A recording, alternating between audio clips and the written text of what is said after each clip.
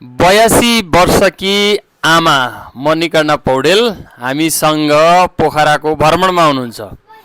उहाँले हिजो बागलुङ कुस्मा हुँदै पोखरा हामी सँगै होटलमा आउनुभएको छ उहाँ, र उहाँसँग यो छोटो अनुभव बागलुङको कालिका मन्दिर दर्शनको अनुभव अनि कुस्माको त्यो बन्जी जम्पिङ हेरेर त्यहाँको अनुभव र आज पोखरामा छौँ हामी, यहाँको अनुभव हामीलाई सेयर गर्दै हुनुहुन्छ। ल आमा भन्नुहोस् त कस्तो लाग्यो हजुरलाई यो भ्रमण?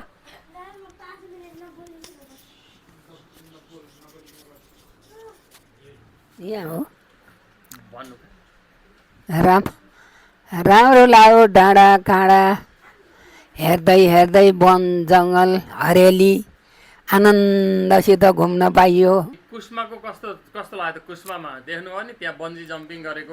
त्यहाँ पनि राम्रो लाग्यो। नातिहरूले नातिहरूले माथिबाट तल झरेको हेरियो, राम्रो लाग्यो। पहिला त डर लाग्यो, पछि त सर्लक्क निस्के।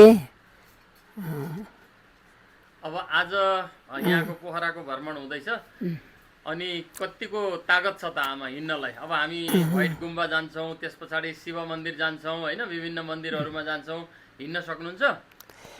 सल्ल त हिँडु लाग्यो, हिँड्न पऱ्यो नि। अब तीर्थ आएपछि भ्रमण आएपछि सकि नसक्यो भने हिँड्नु होला। भ्रमण आएपछि देवताहरूले पितृहरूले सबैले साथ दिन्छन्, त्यसो गर्दाखेरि हिँडिन्छ। जस खुसी हुनुहुन्छ? खुसी छु, म त धेरै खुसी छु। छोरा बुहारी नाति नातिनासित हिँड्न पाएपछि यहाँभन्दा के खुसी हुने हो त?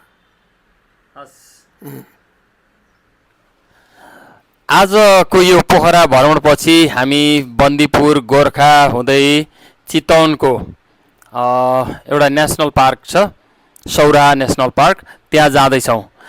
आमा सक्नुहुन्छ हामीसँगै यात्रा गर्न? छोराहरूको साथलाई आएपछि किन नसक्ने? सक्छु। पाखुरामा समाउँछन्, डोर्याउँछन्, आनन्दसित घुमाउँछन्, सक्छु। नसक्ने त कुरै छैन।